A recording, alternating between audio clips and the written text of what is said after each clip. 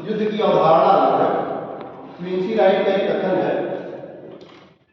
Quincy right युद्ध को मानव समाज की एक साधारण दशा कहा है। क्विंसी राइट ने युद्ध को मानव समाज की एक साधारण दशा कहा है। मानव समाज की साधारण दशा। और दूसरी चीजें हैं साइंस एंड टेक्नोलॉजी में डिफेंस से रिलेटेड चीजें जो आपको अगर पढ़ना है तो मैकियावेली और मैकिंडर्स की हार्टलैंड थ्योरी, मैकिंडर्स की हार्टलैंड थ्योरी ऑफ मैकिंडर्स आपको नोट करिए जरा जो मैं बता रहा हूँ। मैकियावेली के सिद्धांत, मैकिंडर्स के हार्टलैंड थ्योरी,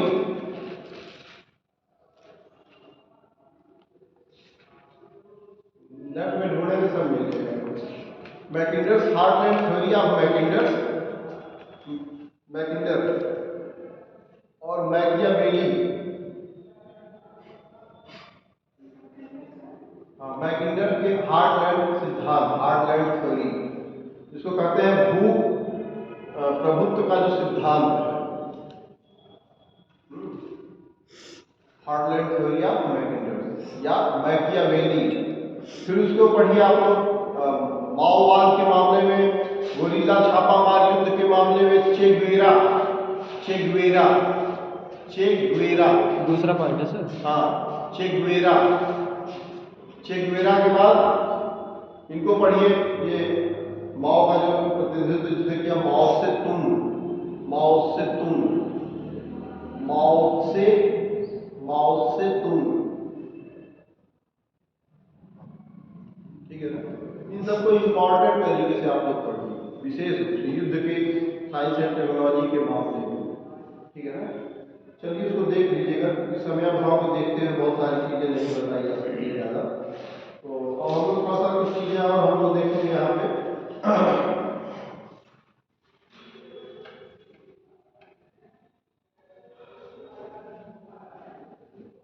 फर्स्ट स्टेज ये आप लोग लिख लीजिए कि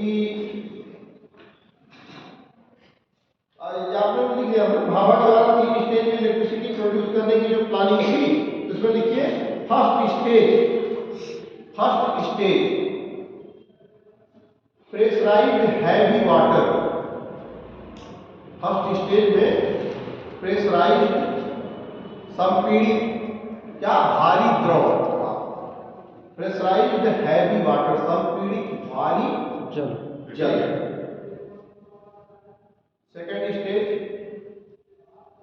सेकेंड स्टेज में प्लूटोनियम 239 Pl 239 को फास्ट ब्रीडर रिएक्टर में, फास्ट ब्रीडर रिएक्टर में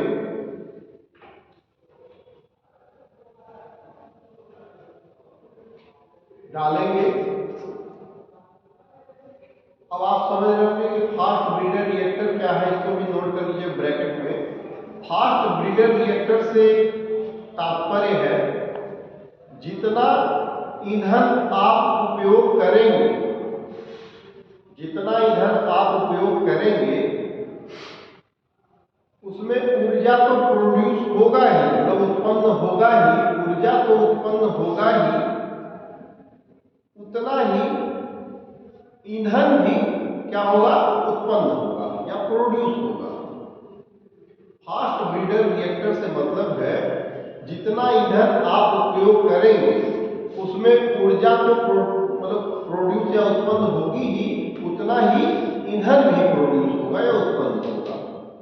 स्टेज थर्ड लिखिए, थर्ड स्टेज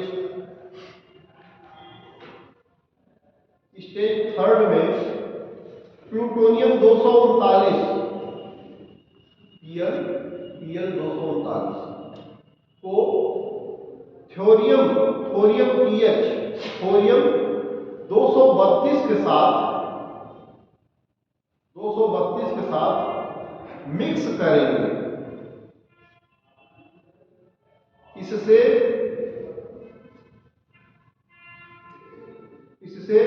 ऊर्जा भी प्रोड्यूस होगा और यूरेनियम 233 भी प्रोड्यूस प्रोड्यूस होगा। प्रोड्यूस माने उत्पन्न होगा। अब आप सोचिए प्लूटोनियम 239 और थोरियम 232 को एक साथ मिक्स कर लिया आपने, ठीक है ना, और मिक्स करके क्या किया, उसको प्रोड्यूस करेंगे ऊर्जा। इससे क्या होगा, मिक्स करेंगे तो उससे क्या होगा, यूरेनियम 233 प्रोड्यूस होगा, जो कि एक फिजाइल मटेरियल है। अब आप सोचिए विखंडित पदार्थ बनाने के लिए ये सारी कवायद जो स्टेज वाइज की जा रही है, क्यों की जा रही है? फिजाइल मटेरियल थोरियम को बनाने के लिए, क्योंकि थोरियम हमारे भारत में प्रचुर मात्रा में उपलब्ध है, इसलिए उसको विखंडित पदार्थ बनाने के लिए हमने क्या किया, प्लूटोनियम 239 को और थोरियम 232 को एक साथ मिक्स कर दिया। जैसे मैंने एक बहुत साधारण सा उदाहरण दिया था कल आप लोगों को कि मान लीजिए आपके पास ढेर सारी भूसी है या मतलब टूटे टूटे बहुत सारे कबाड़ सब भरे पड़े हैं, तो आप क्या करते हो, आप थोड़ा सा उसमें पेट्रोल छिड़क के और आग लगा दो, भस्म से जल जाएगा ना। उसी तरह से ज्वलनशील पदार्थ का काम कौन किया, थोरियम के साथ प्लूटोनियम ने। और प्लूटोनियम ने थोरियम को मिक्स कर दिया, जब हमने कर दिया तो वो अपने आप में बहुत तगड़ा ज्वलनशील बना, उत्पन्न हुआ, उसमें विखंडन उसमें शुरू हो गया। और जब विखंडन क्रिया शुरू हुई तो यूरेनियम 233 का प्रोड्यूस होगा। मैंने आप लोगों को एक काम भी लिखवाया था कि यूरेनियम कितना 235 सबसे अच्छी मात्रा का जो क्वालिटी का गुणवत्तापूर्ण जो है ईंधन है, और सबसे लोअर जो क्वालिटी का है वो क्या है, थोरियम, जो कि हमारे देश में प्रचुर मात्रा में मौजूद है। कुछ ऐसी बाधाएं जो भारत के लिए, जो जिसे चीन और पाकिस्तान के लोग उत्पन्न कर रहे हैं, भारत के देशों के लोग, वो क्या है, वो एनएसजी न्यूक्लियर सप्लाई ग्रुप में शामिल न होने की समस्या, और भी कुछ इस तरह की आने वाली तमाम संकट परेशानियां, उससे निपटने के लिए भारत को अपने ही थोरियम को कैसे उपयोग में लाया जाए, उसी का प्रयास किसने किया, डॉक्टर होमी जहांगीर भाभा ने। किसके साथ मिलकर, दोराबजी टाटा के साथ, ठीक है ना। टाटा के ग्रुप के जो मालिक हैं, इन्हीं के किसके, दादाजी के साथ, दोराबजी टाटा के साथ। टाटा फंडामेंटल रिसर्च इंस्टीट्यूट के साथ साथ क्या है, TFI करके था ना, Tata fundamental research institute, TFRI, जब उसका शुरुआत उन्होंने किया उसी समय दोनों लोगों ने मिल के उसको थोरियम को उपयोग करने के 3 स्टेज तकनीकी को विकसित करने का प्रयास किया। लेकिन संयोगवश जब इन्होंने 3 स्टेज में इसको सोचा कि हम इसको प्रोड्यूस कर लेंगे, उसी समय डॉक्टर होमी जहांगीर भाभा की विमान दुर्घटना में मृत्यु हो गई। अब उसी समय जब विमान दुर्घटना में उनकी मृत्यु हो गई तो 1969, मतलब ये पूरी तरह से जो न्यूक्लियर टेक्नोलॉजी का नाभिक प्रौद्योगिकी में हम पता नहीं कहाँ आज की डेट में पहुंचे, हमारा कोई जोड़ ही नहीं होता। जो हम 31% में चल रहे हैं आज ऊर्जा के उत्पादन के लिए, जिस पे डिपेंड है 31% सिर्फ, वो आज हम 100% के कगार पर होते हैं। लेकिन और कैसे होते हैं, उसी थोरियम को उपयोग करके होते हैं। कैसे थोरियम का उपयोग कैसे किया कि इसी फिजाइल मटेरियल जो प्लूटोनियम 239 है उसके साथ मिक्स करके, और उसको क्या किया हमने, यूरेनियम 233 के रूप में हमने उसको कन्वर्ट किया, जो दूसरा और तीसरा नंबर रखता है। इसमें यूरेनियम 233 तीसरा स्थान है, जो कि अपने आप में अच्छी गुणवत्ता के लिए, अच्छी गुणवत्ता फिजाइल मटेरियल की गुणवत्ता के लिए। और उसके बाद फिर ये कन्वर्ट किसमें होगा, यूरेनियम 233 कहाँ तैयार लिखा, यूरेनियम 233 प्रोड्यूस होगा, जो कि एक फिजाइल मटेरियल अथवा विखंडित पदार्थ है। और यूरेनियम 233 को थर्मल ब्रीडर में डालेंगे, लिखिए, जो कि एक फिजाइल मटेरियल या विखंडित पदार्थ है, और यूरेनियम 233 को थर्मल ब्रीडर में डालेंगे।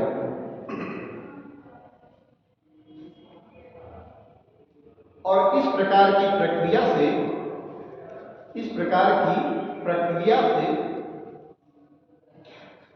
यूरेनियम 233 प्राप्त करेंगे। यूरेनियम 233 प्राप्त करेंगे।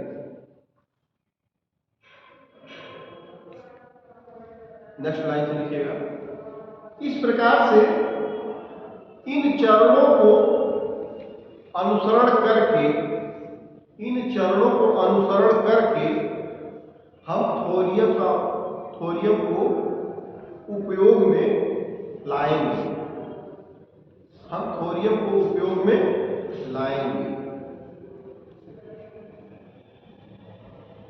भारत के पास यूरेनियम 1 से 2% ही है। और नेक्स्ट लाइन से लिख लीजिएगा इसको।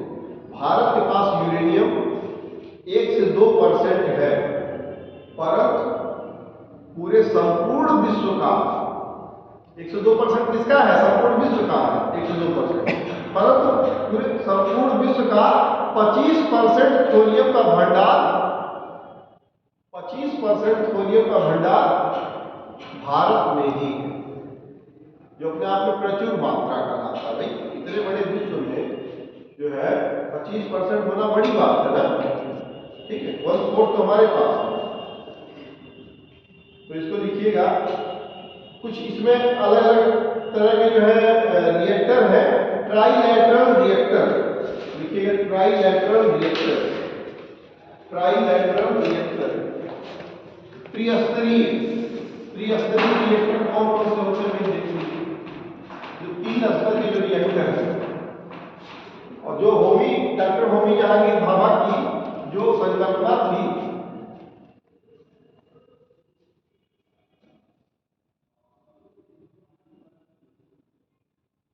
ट्राइलैटरल रिएक्टर, नोट करिए, त्रिस्तरीय रिएक्टर। फर्स्ट लिखिएगा, फर्स्ट करके BWR PHWR। फर्स्ट में लिखिएगा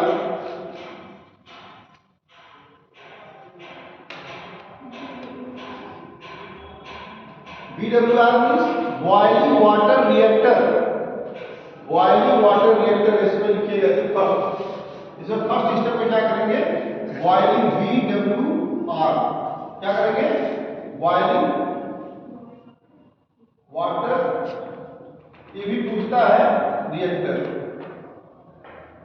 बॉइलिंग वाटर रिएक्टर पहले वाले फर्स्ट स्टेज में। और क्या है, किस लिए त्रिस्तरीय रिएक्टर की जो है वो बनाया गया था? इसी थोरियम को उपयोग में लाने के लिए। ये 3 स्तरीय हम उससे होके गुजरते हैं। सेकंड में है, अच्छा एक चीज और है, PHWR। इसी में लिखेगा PHWR फर्स्ट में ही, इसी के नीचे लिखिएगा PHWR pressurised heavy water reactor. Pressurised heavy water reactor. फिर सेकंड स्टेज में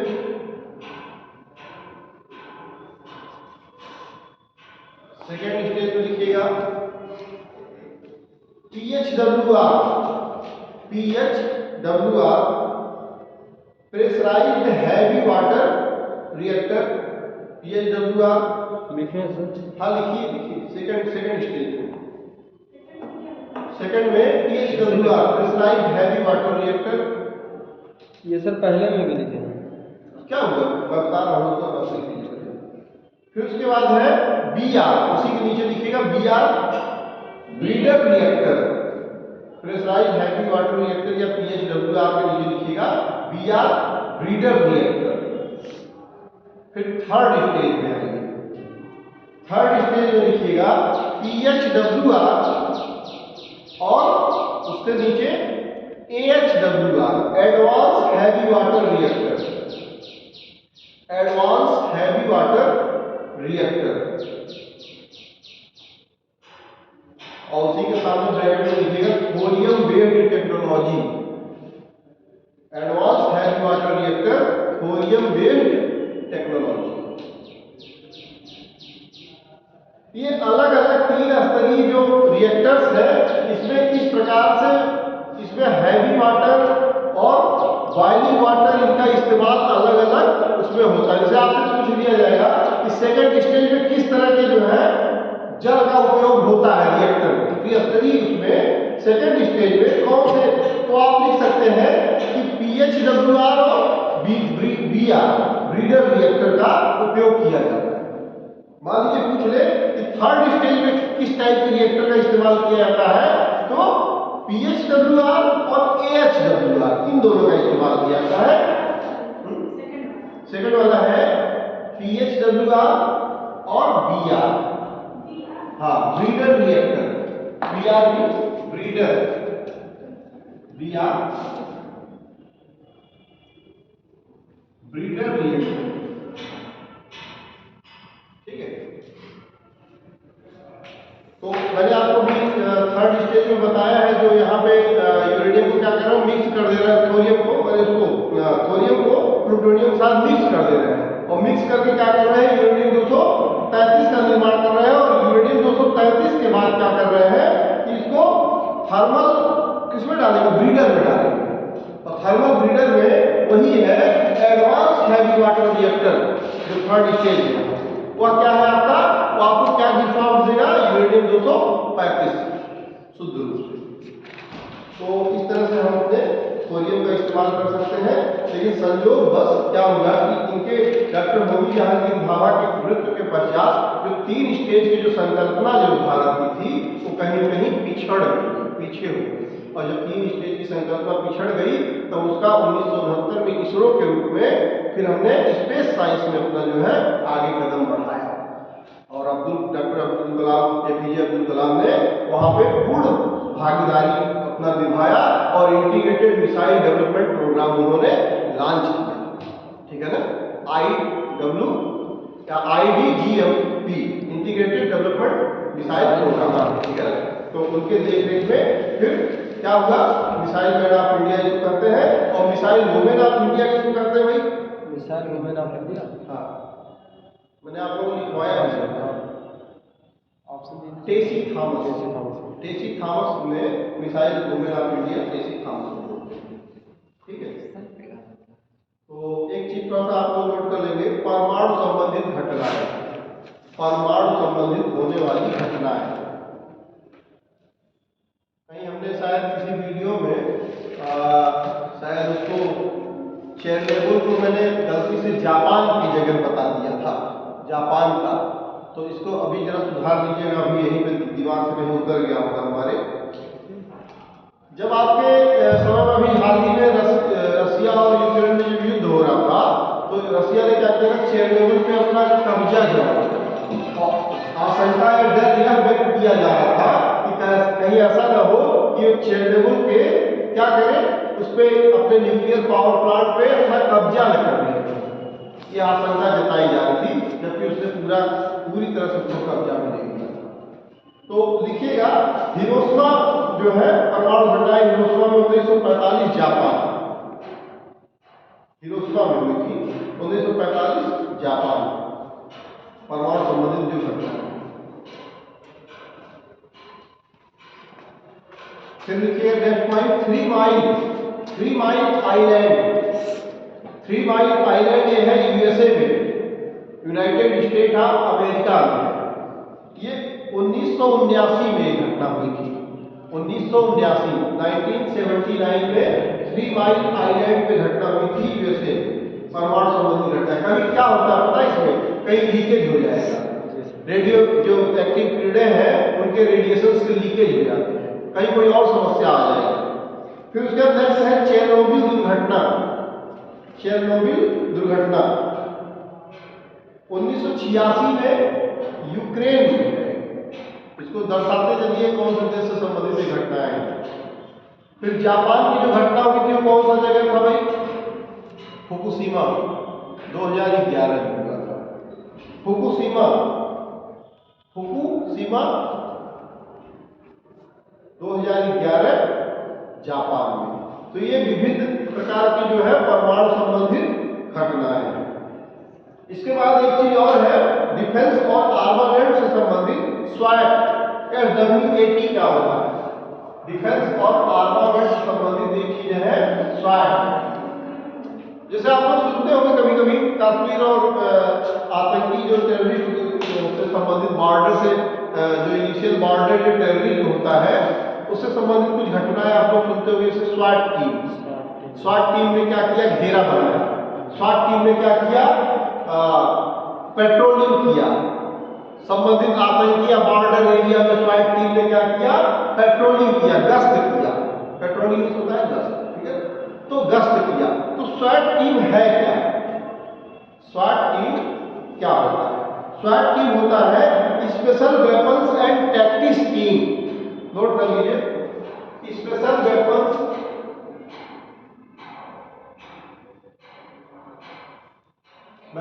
एंड टैक्टिक्स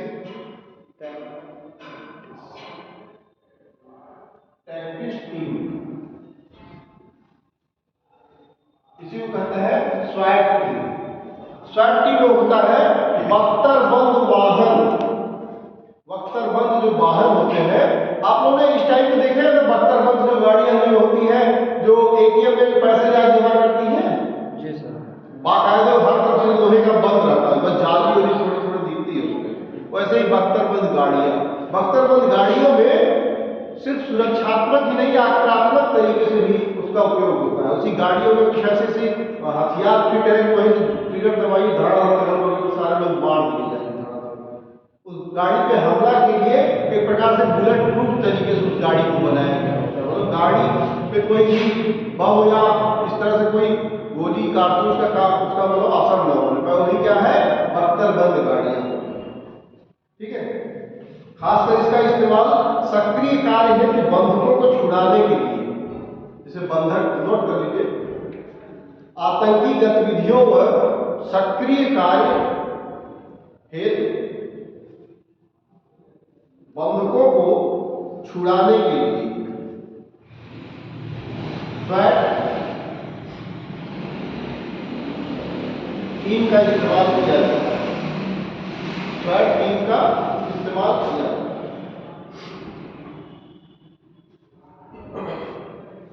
अच्छा, मैं फिर से एक बात पूछता हूं, परमाणु ऊर्जा आयोग का अध्यक्ष कौन है? भाई मैंने बताया आपको, लिखवाया था परमाणु ऊर्जा आयोग का अध्यक्ष मैंने लिखवाया था, बताइए जरा, देखता तो चलो आप लोग कितना पढ़ रहे हैं।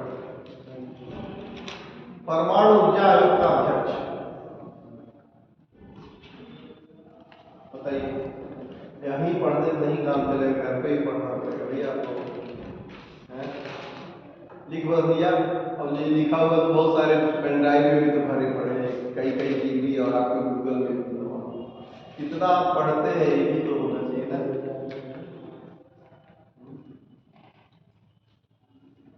डॉक्टर होमी जहांगीर भाभा लिखा होगा भाई, देखिए वर्तमान में हम सोचे वर्तमान में आप नहीं उस समय प्रेजेंट, अरे उस समय शुरुआत हुआ। और वैसे भी मैं आपको एक चीज और बता देता हूँ, जैसे आपने देखा है वो कौन सा फुटबॉल का नाम दिया जाता है, हैंड फुटबॉल या क्या क्या नाम दिया जाता है, परमाणु से संबंधित जो बटन होता है वो अमेरिका में उनके राष्ट्रपति के बैग में होता है, मतलब एक प्रकार से उनके पास ही होता है, राष्ट्रपति के पास। ऐसे ही परमाणु ऊर्जा आयोग का जो अध्यक्ष होता है वो कौन होता है भाई? प्रधानमंत्री होता है। भारत का प्रेजेंट में कौन है? नरेंद्र मोदी जी। तो उस समय कौन थे? डॉक्टर होमी। इसमें एक चीज और लिखिए, न्यूक्लियर एनर्जी के लाभ, न्यूक्लियर एनर्जी के लाभ। इसमें लिखिएगा पॉइंट बना के, स्वच्छ ऊर्जा का स्रोत, स्वच्छ ऊर्जा का स्रोत। सेकंड में जीवाश्म ईंधन का विकल्प, जीवाश्म ईंधन का विकल्प।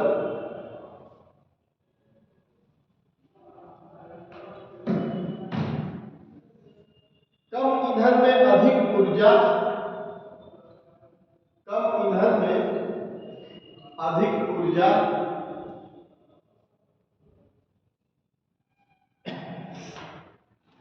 अगला पॉइंट है निर्बाध ऊर्जा आपूर्ति। निर्बाध ऊर्जा आपूर्ति क्यों?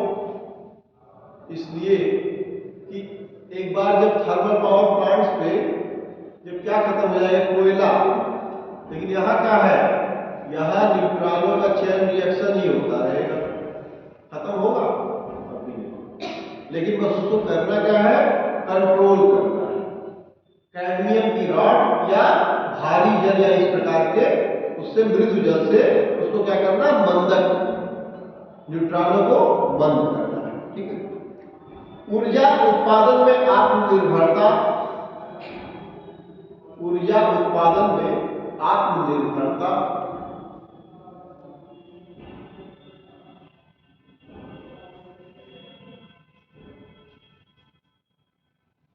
इससे CO2 की, कार्बन डाइऑक्साइड की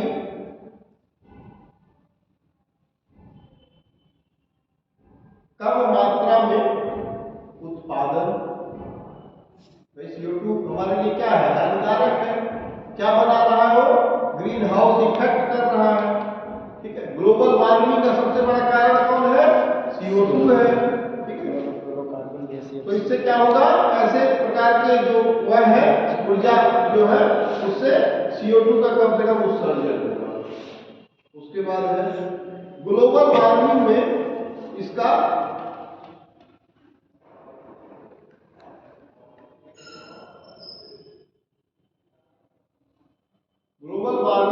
योगदान नहीं है।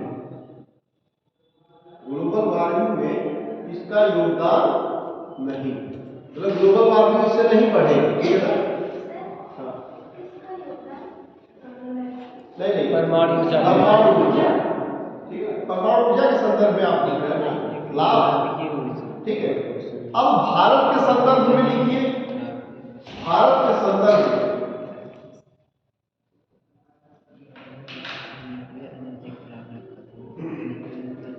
पानी में रखा है। भारत में ऊर्जा सुरक्षा तथा आर्थिक विकास हेतु सहायक।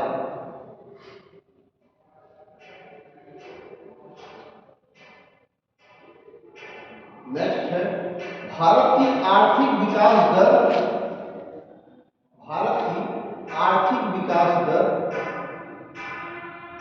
बनाए रखने में सहायक। आर्थिक विकास दर से मतलब हमें कोयला बाहर से भी मंगाना पड़ रहा है, हमें थर्मल पावर प्लांट्स में बहुत सारी तमाम समस्याओं से जूझना पड़ रहा है, हमें ट्रांसपोर्टेशन करना पड़ रहा है, बहुत ज्यादा कोयले को क्या करना पड़ रहा है, ट्रांसपोर्टेशन वहां से जाते होंगे झारखंड गाड़ी लेकर, फिर गाड़ी से आती होगी इधर कोयला, फिर Paricha power plant, Tanda power plant, Rosa power plant, ये सब चलते होंगे ना भाई। तो ये है भारत। अच्छा एक चीज और है, जहाँ जहाँ इस तरह के कोयले के पावर प्लांट्स है वहां पर लोगों को बड़ी समस्याओं का सामना भी करना पड़ रहा है, वहां रहना बड़ा मुश्किल है। रेडिएशन, काली राख होते रहते वहां पे, बिल्कुल बहुत छोटी छोटी बारीक। वहां पे समस्या ये है कि आप एक बार एक दिन कपड़े पहन के निकल जाइए, दोबारा आप उस कपड़े को पहन ही नहीं पाएंगे।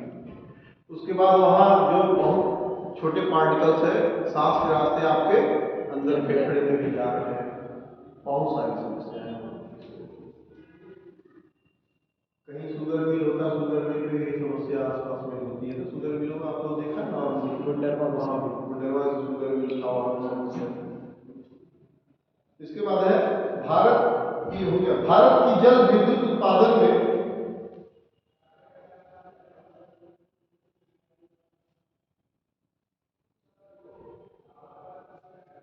उतार चढ़ाव समस्या का हल।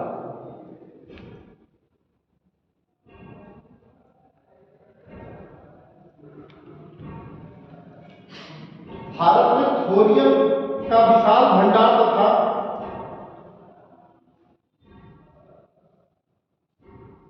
भारत का परमाणु ऊर्जा कार्यक्रम में सकारात्मक पक्ष, कार्यक्रम में सकारात्मक पक्ष। अब लिखिए इसमें न्यूक्लियर एनर्जी से होने वाली हानियां, परमाणु ऊर्जा से होने वाली हानियां। हानि क्या क्या है इससे? पहला पॉइंट, दुर्घटना आशंका, लापरवाही में लिखिए, लापरवाही से दुर्घटना आशंका का दुर्घटना आशंका कम है क्या? रायबरेली में जो हुआ था ऊंचाहार में, क्या हुआ? बॉयलर फट गया था, और बॉयलर फटने की वजह से जो आदमी वहां थे ना, जैसे चिकन तो मान लीजिए एक बार को रख के उसमें आप उबालते होंगे, कुछ समय भी लगता होगा ना, वहां बॉयलर फटते ही लोगों की हड्डियां तक जल गई, गायब हो गई, उनकी बॉडी ही नहीं।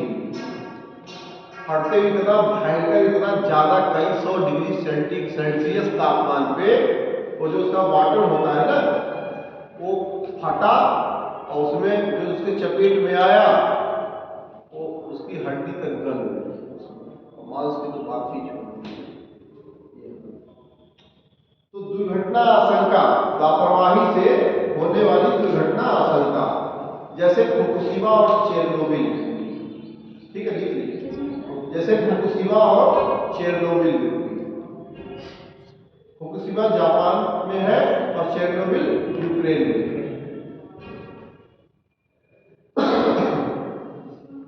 नेक्स्ट है हानि है, पहला पॉइंट दुर्घटना आशंका, लापरवाही से होने वाली दुर्घटना आशंका, और उसमें ब्रैकेट में लिखिएगा फुकुशिमा और चेरनोबिल, जैसे चेरनोबिल जैसे।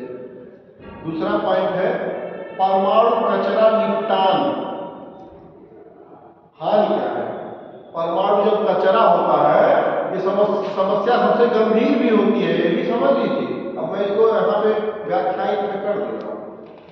जो वहां की जो राख भी निकलती है ना, उसकी जो यहाँ पे जो भट्टियों में से जो निकलने वाले रिएक्टर्स में से, जो परमाणु के जो रिएक्टर्स में से जो राख भी निकलती है, उसमें भी कहीं कहीं यूरेनियम के सबस्टेंसेस रह जाते हैं, या इसको कहा जाए ये इस टाइप के जो पार्टिकल्स जो मुक्त पाए जाते हैं स्वतंत्र रूप से, कौन सी है? Radio active elements. उससे क्या होता है कि लोगों के ऊपर उसका विपरीत प्रभाव पड़ सकता है। तमाम तरह की समस्याएं, विकलांगता, बाझपन और तरह की दुनिया में समस्या, मेंटल पागल हो जाते, दिमागी रूप से डिस्टर्ब, ठीक है, तो इससे समस्या होती है। तो परमाणु कचरा के निपटान के लिए क्या करते हैं? जो वहां की जो राख निकलती है, जो समस्या है, उसको क्या करते हैं? उसको समुद्र में बहुत गहरे तल में ले जाते हैं, उसको किसी चीज में पैक करके बांध के उस राख को छोड़ देते हैं। उससे क्या होगा? बाकायदे पैक्ड रहेगा, जिससे किसी को मानव जनजीवन पे कोई उसका प्रभाव नहीं पड़ेगा।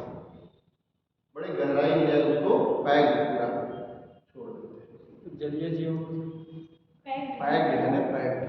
मान लीजिए सर्वाइवल खा ली तो भाई वो तो सिंपल सी बात है, कभी मान लीजिए टूटेगा फूटेगा, कभी कई हजारों वर्षों बाद, या कभी तो कुछ न कुछ तो उसका नुकसान तो होगा ही। जलीय जीवों के लिए होगा भाई। जलीय जीवों के लिए तो ऐसे भी तो हो रहा है कि हिंद महासागर में सबसे बड़ी चुनौती किस चीज की बनी हुई है? इस चीज की चुनौती नहीं कि हमारे हिंद महासागर में दूसरे देशों का कब्जा हो रहा है। सबसे बड़ी चुनौती इस तरह से है कि जो वहाँ वेसल्स और पोर्ट, ये जहाज, बड़े बड़े जो बेड़े हैं, उनसे जो रिसाव है, किस चीज का रिसाव? जो उनके ईंधन का रिसाव, ईंधन के रिसाव से जलीय जीव मर जाते हैं। तमाम जो समुद्री जो आपदाएं आने वाली भविष्य में, वो समस्याएं होगी। जो जैव मंडल है, जैव प्रचक्र है, वो समाप्त हो रहा है, ठीक है ना, ये चीज। फिर इसके बाद है उच्च लागत। नेक्स्ट है उच्च लागत।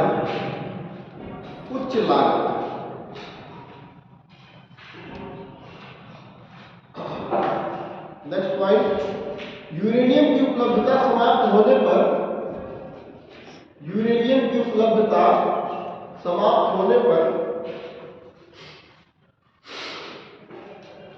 जो महंगे जो रिएक्टर्स जो बनाए जा रहे हैं, परमाणु भट्टी, ठीक है ना, अप्सरा, कामनी, ये सब क्या हो जाएंगे? बेकार हो जाएंगे। क्या हो जाएंगी? यूरेनियम की उपलब्धता समाप्त होने पर रिएक्टर अर्थहीन हो जाएंगे। भाई अब मान लीजिए कि भूजा भूनना है, लैया भूजा, अब भट्टी जो है बना हुआ है, लेकिन अब भुजिया हुआ ही नहीं किसी का, भुजिया समझते हैं ना, चावल का जो भुजिया होता है उबाला उबाला जाता है, उसको बॉयल किया जाता था, अब वो हुआ ही नहीं, तो भट्टी तो खाली पड़ी है, तो बेकार में पड़ी है, इसका कोई यूज है? कोई यूज नहीं। ऐसे ही हमारी ये भट्टी बड़ी मेहनत से बनाया, अब मान लीजिए गुड़ बनाना है, गुड़, अब गुड़ बनाना है तो गन्ना वाला है ही नहीं, गन्ना नहीं है, वो क्रशर नहीं है जो पेरने वाला गन्ने को गुड़ जो रस निकाला जाता है, और वो सब है ही नहीं है, तो भट्टी बन के तैयार है, उसका क्या यूज है? कोई यूज नहीं है। ऐसे उसके बाद नेक्स्ट पॉइंट है सैन्य उपयोग में प्रयोग। सैन्य उपयोग में प्रयोग इसका हो रहा है, उससे क्या हो रहा है? मानव जनजात, मानव जीवन के लिए हानिकारक है। सैन्य उपयोग में प्रयोग। नेक्स्ट है परमाणु हथियार निर्माण का खतरा। परमाणु हथियार निर्माण का, जैसे लंगूर के हाथ में अंगूर, जैसे नॉर्थ कोरिया के हाथ में जी सर, और एटम हाइड्रोजन बम, लंगूर के हाथ में अंगूर, जैसे नॉर्थ कोरिया के हाथ में एटॉमिक बम, ये सर पाकिस्तान, न्यूक्लियर बम। परमाणु हथियार निर्माण का खतरा और निशस्त्रीकरण का ध्वस्त होना। अब आप सब समझ लीजिए कि निशस्त्रीकरण क्या है? निशस्त्रीकरण जैसे कि सर हथियार जो है, जिसको बोलते हैं डिसआर्मामेंट। आप बताइए, बिना हथियारों के डिसआर्मामेंट, निशस्त्रीकरण क्या बताया आपने? बिना हथियारों के। बिना हथियार, बिल्कुल, हथियारों का उन्मूलन। निशस्त्रीकरण क्या है? हथियारों का उन्मूलन, जो इस तरह के परमाणु हथियार है या इस तरह के जो हथियार है उनका उन्मूलन। निशस्त्रीकरण और शस्त्र नियंत्रण दो अलग अलग चीजें। शस्त्र नियंत्रण क्या है कि जितना अब हमारे पास है उसी को रोक दिया है, और निशस्त्रीकरण एनपीटी का जब दबाव डालना जाने लगा विश्व संघ की तरफ से, वैश्विक संघ की तरफ से, जब भारत के ऊपर विश्व इसका निशस्त्रीकरण का एनपीटी का जब दबाव डालने जाने लगा कि आप दस्तखत करो इस पे, सीटीबीटी का जब कॉम्प्रिहेंशन टेस्टमेंट ट्रीटी का जब दबाव डाला जाने लगा, तो क्या कहा भारत ने? भारत के जैसे और भी विकासशील देशों ने यह कहा कि पहले वे विकसित देश जैसे अमेरिका, फ्रांस, चाइना और रसिया, इस तरह के देश अपने जो आर्मामेंट्स हैं, अपने इस तरह की न्यूक्लियर प्रौद्योगिकी है, उनको पूरी तरह से डिस्ट्रॉय कर दें, उनकी पूरी तरह से क्या कर दें? निशस्त्रीकरण कर दें। देखिए, विशेष ध्यान दीजिएगा, निशस्त्रीकरण, डिसआर्मामेंट और शस्त्र नियंत्रण, मतलब आर्म्स कंट्रोल, शस्त्र नियंत्रण, मतलब होता है आर्म्स कंट्रोल। दो चीजें हैं, थोड़ा सा अंतर है यहाँ। निशस्त्रीकरण वह है जो पूरी तरह से एकदम हथियारों को बिल्कुल समाप्त कर दे, और आर्म्स कंट्रोल क्या है कि जहां जिसमें जो है उसी में उसको ठप कर दे। तो दोनों पे तैयार नहीं है, दोनों पे विश्व के जो विकसित जो देश हैं दोनों पे तैयार नहीं है। तो फिर एनपीटी और सीटीबीटी और ये सब चीज की प्रासंगिकता कहां तक है? प्रासंगिक ही नहीं है कि एक तरफ आपने विकास कर दिया और दूसरा अगले को मौका नहीं दे रहे हैं। जबकि भारत का कहना हमेशा यही है ना कि हम तो विकासशील कार्यों के लिए किए हैं, हमारी तो यही संकल्पना है, नो फर्स्ट यूज की पॉलिसी है। तो नो फर्स्ट यूज की पॉलिसी के तहत भारत अपने कार्यक्रम को बढ़ा। आईजीडीएमपी जो प्रोग्राम है, इंटीग्रेटेड डेवलपमेंट जो गाइड मिसाइल प्रोग्राम है, वो क्या है? वो नो फर्स्ट यूज के तहत अपना काम कर रहा है। ठीक है, इसके बाद आप लोग लिखेंगे उपाय।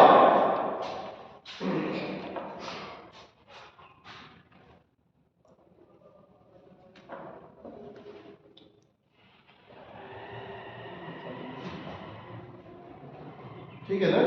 उपाय क्या है भाई इसका? पहला पॉइंट, मेक इन इंडिया के तहत उपाय, मतलब इसको अपनाने का उपाय। ठीक है ना? उपाय, मेक इन इंडिया के तहत स्वदेशी रिएक्टर निर्माण एवं विकास के प्रयास। मेक इन इंडिया के तहत स्वदेशी रिएक्टर निर्माण एवं विकास हेतु प्रयास। नेक्स्ट है नाभिकीय कचरा प्रबंधन हेतु, नाभिकीय न्यूक्लियर जो वेस्टेज है ना, वेस्ट जो कचरा जो निकल रहा है उसका, नाभिकीय कचरा प्रबंधन हेतु कड़े नियम एवं दिशा निर्देश के साथ, कड़े नियम एवं दिशा निर्देश के साथ साथ साथ साथ दो बार लिखिएगा, साथ साथ नवाचार को बढ़ावा, इनोवेशंस, इनोवेशंस को बढ़ावा, नवाचार को बढ़ावा। नेक्स्ट पॉइंट, थोरियम आधारित रिएक्टर तकनीक, थोरियम आधारित रिएक्टर तकनीक को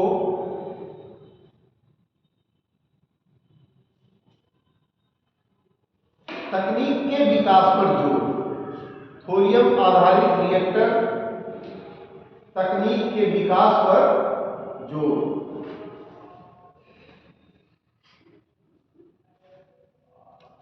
नेक्स्ट, परमाणु ऊर्जा कार्यक्रम को गति दिया जाए, परमाणु ऊर्जा कार्यक्रम को गति दिया जाए।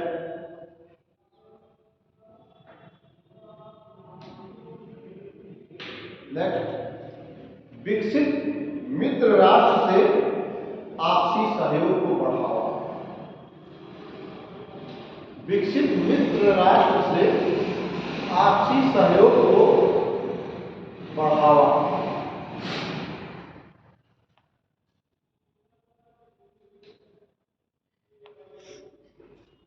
एक बार हेडिंग थोड़ा सा डालिएगा इसी में, परमाणु निशस्त्रीकरण, nuclear डिसआर्मामेंट।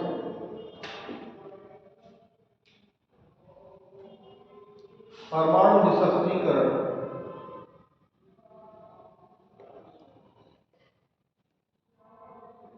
First point, stage 1C।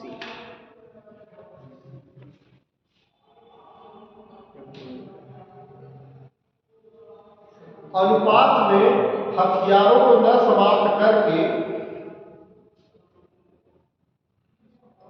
अनुपात में, पता है क्या कहा विकसित देशों ने, इसकी भी स्टोरी जान लीजिए तब हम बताएं।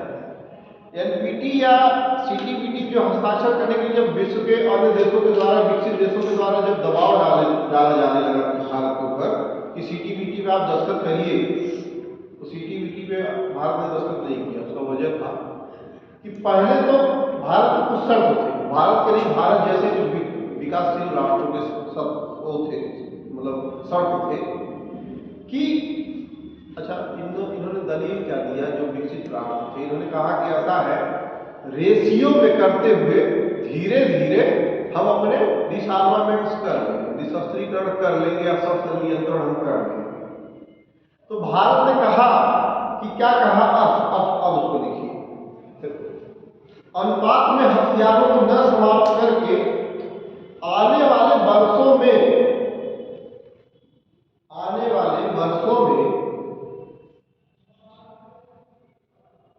प्रतिशत के हिसाब से समाप्त करेंगे, आने वाले वर्षों में प्रतिशत के हिसाब से समाप्त करेंगे। जैसे प्रत्येक वर्ष 10%, अब प्रत्येक वर्ष 10% में क्या हो जाएगा, 9-10 सालों में पूरी समाप्ति हो जाएगी ना। और जब आप ये काम कर लेंगे, आपके पास पूरी तरह से समाप्त हो जाएगा, तो जिस दिन कहिएगा उस दिन ले आइएगा और हम सीटीपीटी पे दस्तखत कर देंगे।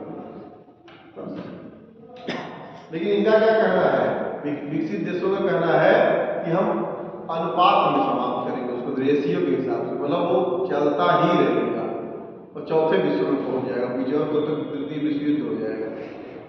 कि तैयारी किस लिए है, ये जो बने हुए भस्मासुर के लोग, विकसित राष्ट्र के लोग, यूक्रेन और ये रसिया में जो भयंकर युद्ध, भीषण युद्ध हो रहा है और चल ही रहा है रेगुलर, क्या रुकने का नाम नहीं रहा है, चिटपुट हो ही रहा है, अनियंत्रित हो गया।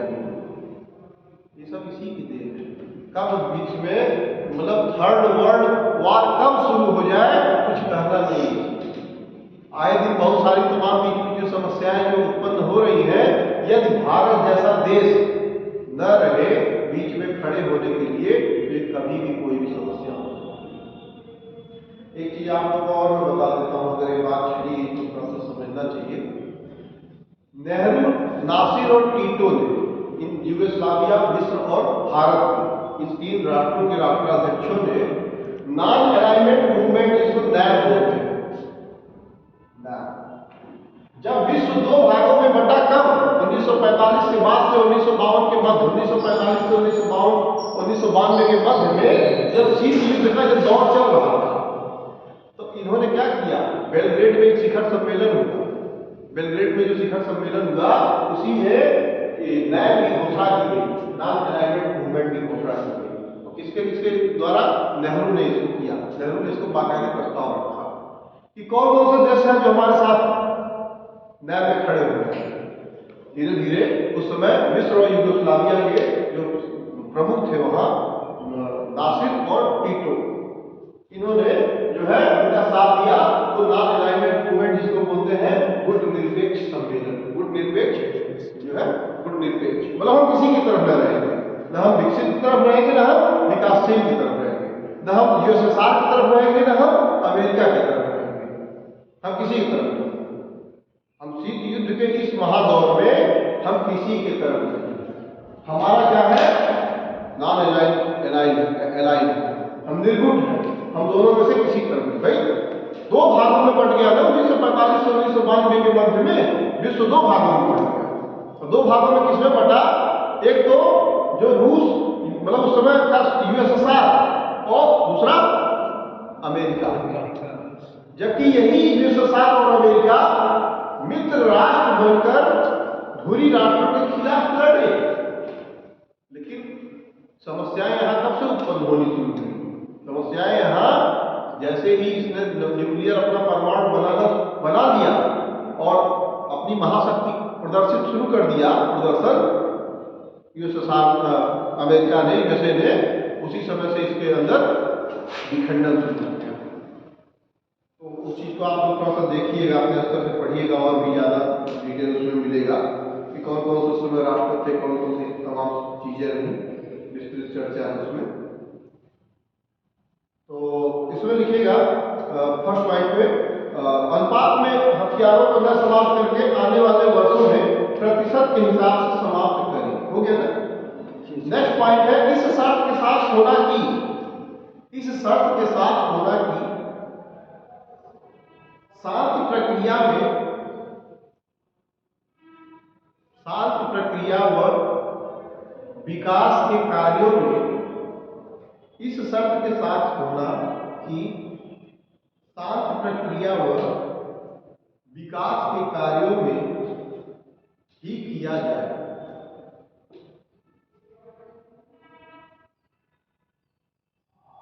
और एक चीज और भी कह दिया भारत ने अपने नो फर्स्ट यूज की पॉलिसी को भी कह दिया कि ऐसा है कि हम कोई कसम नहीं खाए हुए हैं, हम कोई कसम नहीं खाए हुए हैं। नो फर्स्ट यूज पॉलिसी हम जब चाहेंगे तो इनिशियल बॉर्डर टेररिज्म को देखते हुए पाकिस्तान के खिलाफ या इस तरह के जो भी राष्ट्र है उनके खिलाफ हम कभी भी उसका उपयोग कर सकते हैं। हाँ, ये भी नेक्स्ट है, अगला पॉइंट है भारत के सकारात्मक परमाणु नीति को देखते हुए, भारत के सकारात्मक परमाणु नीति को देखते हुए विश्व बिरादरी में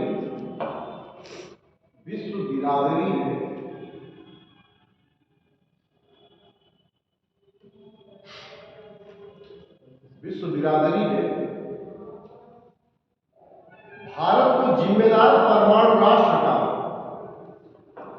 भारत को जिम्मेदार परमाणु राष्ट्र का दर्जा दिया है। साथ ही सराहना भी किया है। मान लीजिए कथन में ये चीज आ जाए इतना ही, क्यों भाई? तो कम से कम आप जानते तो रहिए कि नो फर्स्ट यूज पॉलिसी को विश्व के अनेक देशों ने क्या किया है? सराहा है। ठीक है ना, क्योंकि इसने अपने एग्रीमेंट में चीज कितने दिया है कि हम लोग फर्स्ट यूज पॉलिसी को पूरी तरह से फॉलो करेंगे, वह सराहना किया है, ठीक है, सराहना। नेक्स्ट पॉइंट, पाक के द्वारा, पाकिस्तान के द्वारा, पाकिस्तान के द्वारा समय समय पर धमकी देने से, समय समय पर धमकी देने से भारत की बेइज्जती होने के कारण, भाई अब सोचिए हमारे दिमाग में, आपके दिमाग में यही तो है ना कि एक छोटा सा नॉर्थ कोरिया अमेरिका को धमकी दे रहा है, वाकई नॉर्थ कोरिया बड़ा शक्तिशाली है और अमेरिका के यहाँ तौहीन हो रही है, नहीं हो रही है, बेइज्जती तो हो रही है ना। तो वही चीजें ज्यादा पेपा करते करते एक दिन क्या करेगा, अमेरिका घूम के एकदम चबा लेगा, उनको गड़बड़ा चबा लेगा, नहीं चबा लेगा, पे कर रहे हैं पीछे पीछे, और जब घूम पड़ा जैसे हाथी होती है, अब चलती रहती कुत्ते धीरे धीरे भूखते हैं, तो बस एक बार घूम के खा के लोग कुत्ता का कुछ लोग बजा के पटक दी, खत्म हो गया, लोग खत्म, जाओ पे कर रहे हैं पीछे पीछे। तो इसमें क्या किया, पाकिस्तान के द्वारा धमकी देने से भारत की जो बेइज्जती होने से जो समस्या हो रही है, उसमें क्या करेंगे, परमाणु नीति में परिवर्तन के संकेत भी दे दिया है गवर्नमेंट ने, लिख लीजिए, परमाणु नीति में परिवर्तन के संकेत भी दे रहा है।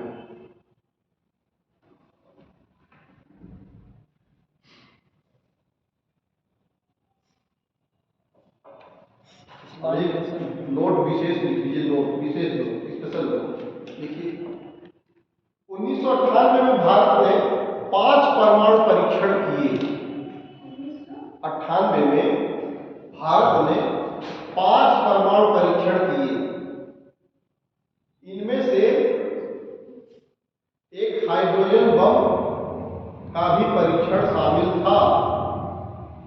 इनमें से एक हाइड्रोजन बम का भी परीक्षण शामिल था।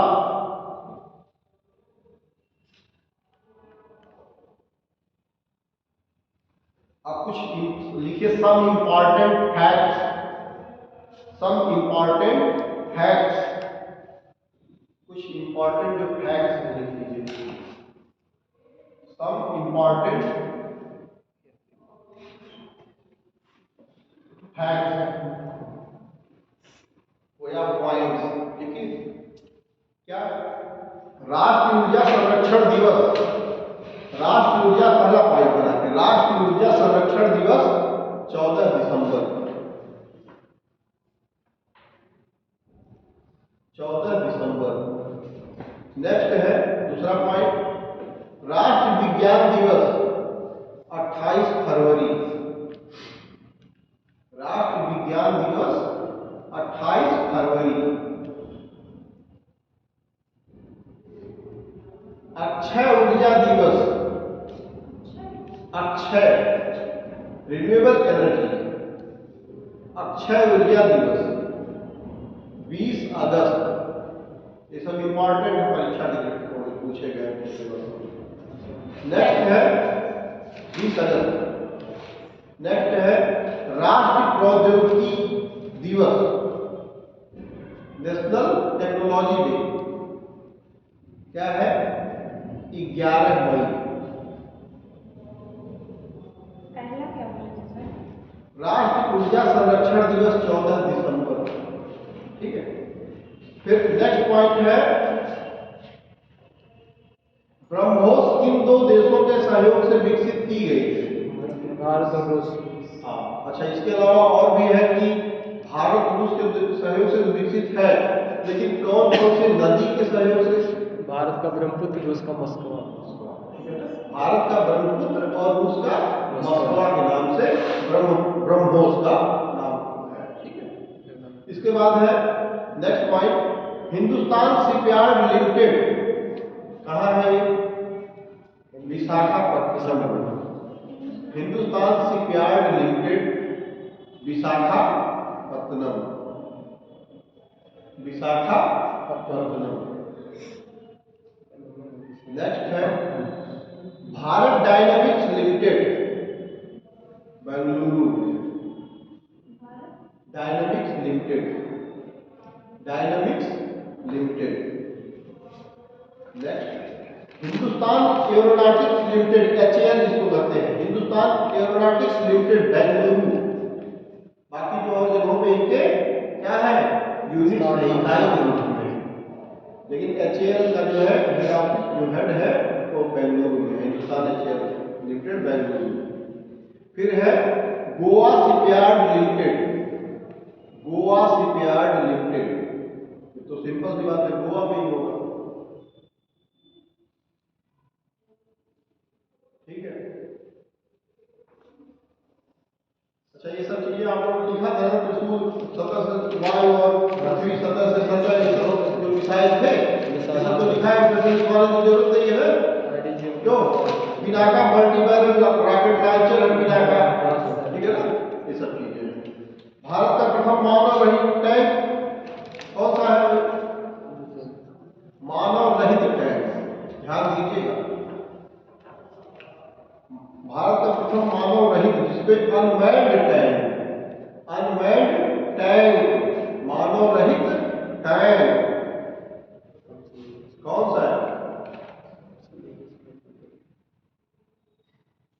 और कौन सा टैंक है भारत का प्रथम स्वदेशी निर्मित टैंक, जिसको उससे नैनो टेक्नोलॉजी से क्या किया गया है, बॉम्बिंग प्रूफ बनाया गया, अभी जल्दी मैं बताया हो नहीं जाना, बॉम्बिंग प्रूफ बनाया गया, मतलब उसपे बम और उसका गोला बारूद का कोई फर्क नहीं पड़ेगा, नैनो टेक्नोलॉजी से बनाया गया।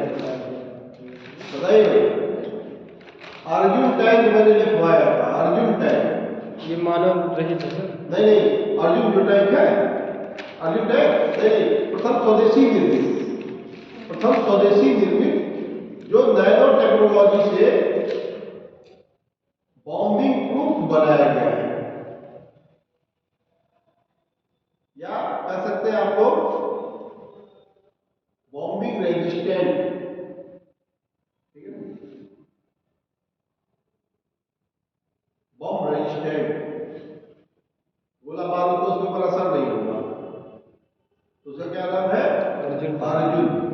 लेकिन यहाँ पे मैं बात कर रहा हूँ भारत का प्रथम मानव रहित टैंक जो अनमैन्ड है, इसको इसमें इंसान की जरूरत नहीं है, उसमें वो अपने आप से ऑपरेट होगा, दूर से ही ऑटोमेटिकली वो ऑपरेटेड क्या है, मंत्रा, इसका नाम है मंत्रा, नोट करो, इंपॉर्टेंट चीज बैक से कभी पूछे हुए थे और आगे आ सकते हैं। नेक्स्ट पॉइंट, इंद्र क्या है, इंद्र रडार है, नोट करिए, इंद्र रडार है,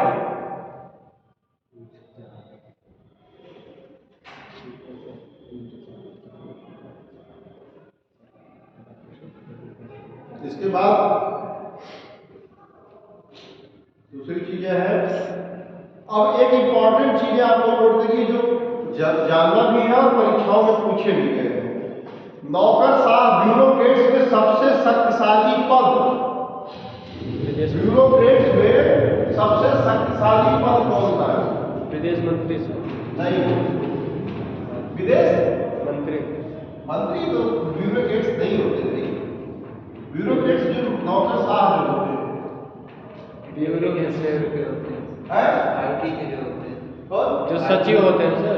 हाँ, सुरक्षा सलाहकार, जो आज के डेट में अजीत डोभाल है, तो सबसे शक्तिशाली है, इसमें ब्यूरोक्रेट, ठीक है, ब्यूरोक्रेट्स कौन होता है, जो प्रशासनिक पद पे होता है, बड़े अच्छे एक क्लास के रहे, तो देखिएगा नौकरशाह का सबसे शक्तिशाली पद सुरक्षा सलाहकार का होता है।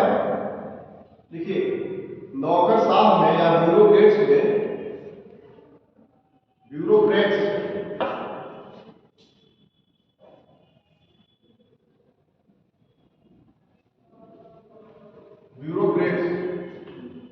या नौकरशाह में सबसे शक्तिशाली सुरक्षा सलाहकार का होता है, सबसे शक्तिशाली पद सुरक्षा सलाहकार।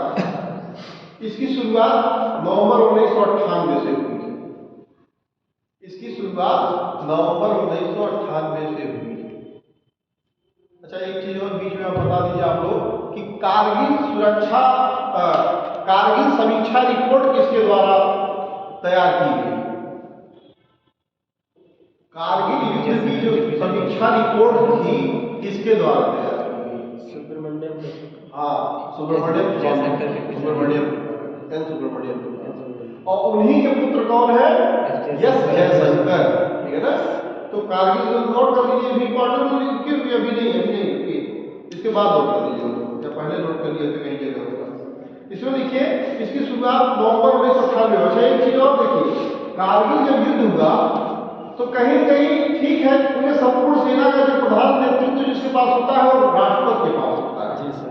लेकिन अलग अलग सेनाओं को एक साथ किसी सामंजस्य बनाए रखने के लिए या एक साथ किसी ऑपरेशन को अंजाम देने के लिए, मिशन को अंजाम देने के लिए जरूरत किस चीज की होती है?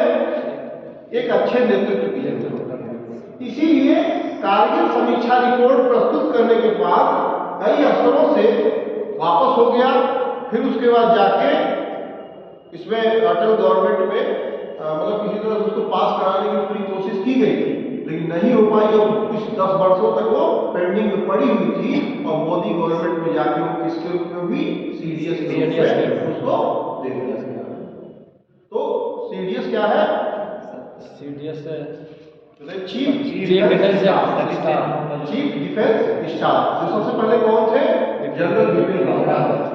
मैंने वो भी आप लोगों को लिखवाया हुआ है कि सेना में जो पद है क्रमशः मतलब किसके वरीयता क्या था, ठीक है। तो उस समय जो है कौन हुआ करते थे? जो वरीयता के आधार पे जो थे, सबसे पहले जो चीफ ऑफ डिफेंस स्टाफ जो हम आज की डेट में समझते हैं, उस समय किसको हम जानते थे? कौन था उस समय चीफ? केएम करियप्पा या ये लोग क्या थे? जनरल तो थे ही, जनरल तो उनके नाम के सामने लगते हैं। जैसे कि सर तब थल सेना का एक अलग अध्यक्ष होते थे, थल सेना के एक अलग अध्यक्ष होते थे। ये तो है, लेकिन इनको क्या कहा है, किस नाम से जाना जाता था? मतलब इनका पद नाम क्या था? एडमिरल नहीं, एडमिरल तो उससे संबंधित हो गया। चलिए सोचिए, फिर उसका हम बताते हैं।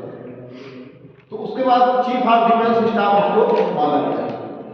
फिर उसके बाद जो है फर्स्ट में लिखिएगा नवंबर 1998 में जो इसकी वो की गई सुरक्षा सलाहकार की व्यवस्था। और फर्स्ट में अटल गवर्नमेंट में ब्रिजेश मिश्रा, फर्स्ट पॉइंट है ब्रिजेश मिश्रा जो थे आईएफएस। ब्रिजेश मिश्रा जो कौन थे? आईएफएस।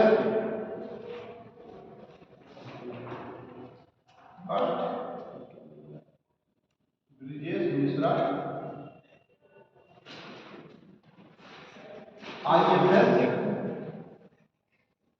और कब इनकी नियुक्ति की गई? शुरुआत में 1998 से मई 2004 इनकी कार्यकाल था। नवंबर 1998 से मई 2004 से। और किसके गवर्नमेंट में रहे? अटल बिहारी वाजपेयी। ठीक है। नेक्स्ट है जेएन दीक्षित। जेएन दीक्षित पूछ लेता है भाई, जेएन दीक्षित।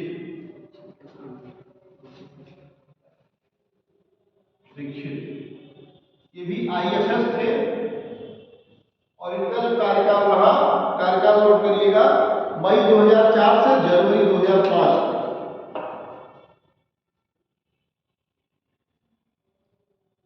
मई 2004 से जनवरी 2005 तक मनमोहन सरकार में रही। अब आप समझ नहीं सकते हैं कि मनमोहन सरकार कब से कब तक थी? 2004 से लेकर और 2014 तक। कब? 2014 अप्रैल या मई, 14 मई, अप्रैल, 13 मई तक लगभग थी 2014 तक, ठीक है ना।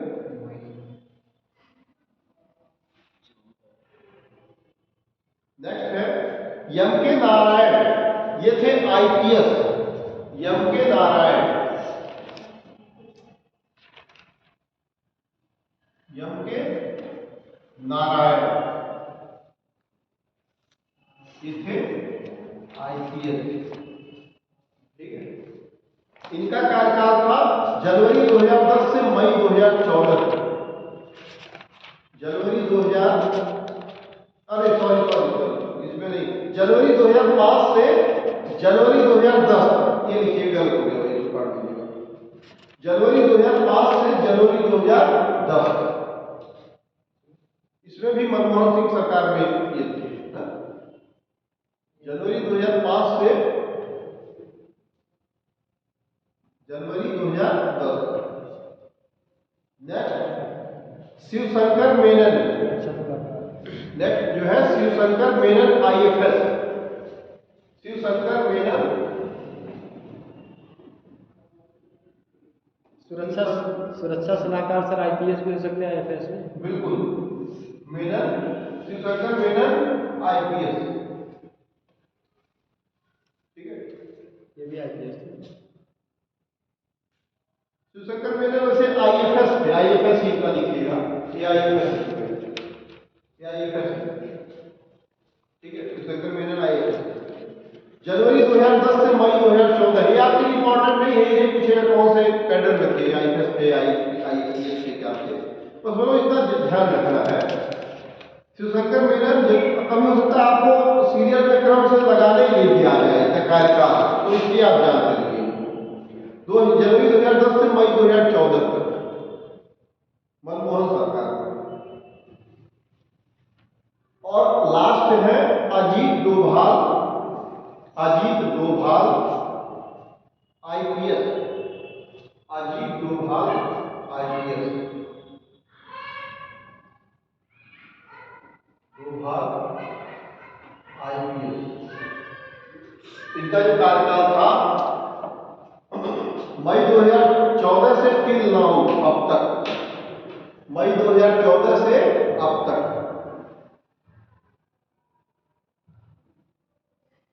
इनको सर जो आप बता रहे थे सर, हाँ, इनको सर कमांडर इन चीफ बोल दिया जाता था, कमांडर इन चीफ,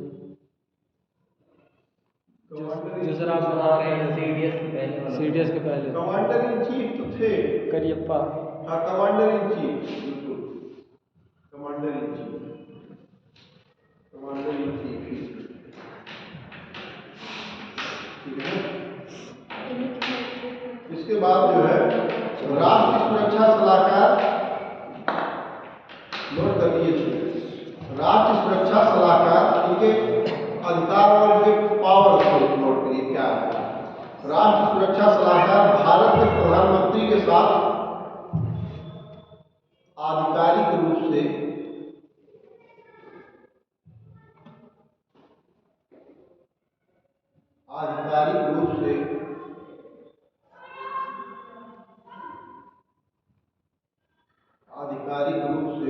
राजकीय और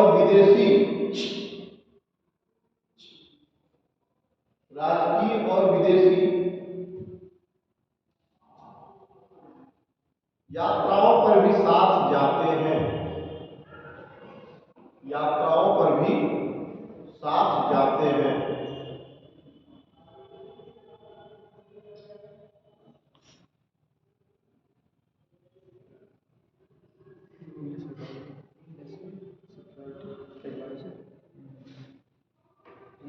ठीक है ना। परमाणु ऊर्जा आयोग का अध्यक्ष,